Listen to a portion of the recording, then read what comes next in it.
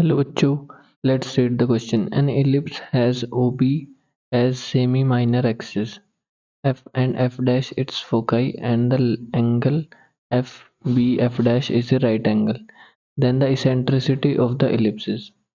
ठीक है, let's say हम ellipse assume कर लेते हैं x square upon a square plus y square upon b square is equal to 1. Fine, तो इसका ग्राफ हमारा कुछ इस तरीके से बनेगा.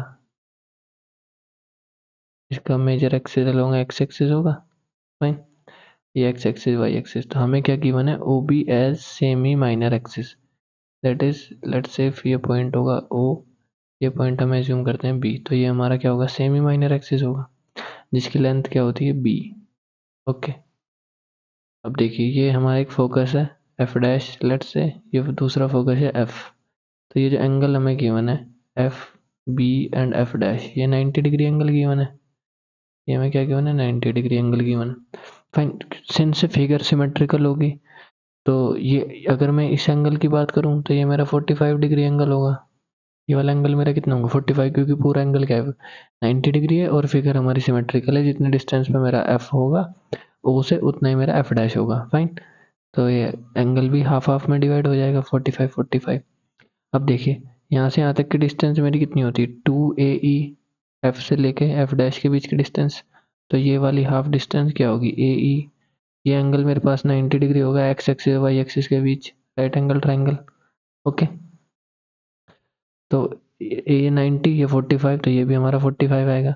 मतलब ये हमारा क्या हो जाएगा, आइसोसेल्स ट्राइंगल. तो मतलब ये वाली डिस्टेंस और ये वाली डिस्टेंस दोनों ट्राइंगल में सेम होगी. दैट इज ये अगर हमारा कुछ ग्राफ यहाँ पे बनाए तो ये कुछ इस तरह का ग्राफ बन रहा है.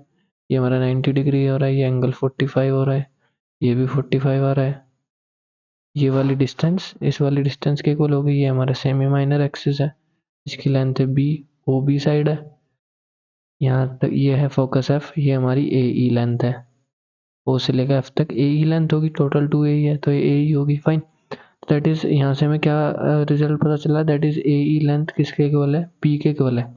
क्योंकि आइसोसेल्स ट्रायंगल में दोनों साइड्स क्या होंगी, इक्वल होंगी, ये वाली साइड और ये वाली साइड. दैट इज ई हमारा किसके इक्वल आएगा, बी बाई ए के. हमें सेंट्रिसिटी फाइंड करनी है एलिप्स की. सेंट्रिसिटी का फॉर्मूला होता है E square equal to 1 minus B square upon A square. देखिए बी बाई ए की वैल्यू क्या है हमारी ई, तो B square upon A square क्या हो जाएगा E square. That is E square equal to 1 minus E square.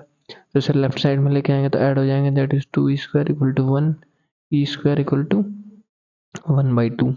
That is यहाँ से हमारी सेंट्रिसिटी क्या आएगी 1/√2 आएगा. तो प्लस माइनस √2, बट हमें बताया कि इलिप्स के लिए सेंट्रिसिटी 0 से 1 के बीच में होती है तो नेगेटिव साइन ही लेंगे. सेंट्रिसिटी हमारी आएगी 1/√2. That is option 1 is correct. I hope you understood this solution. Thank you.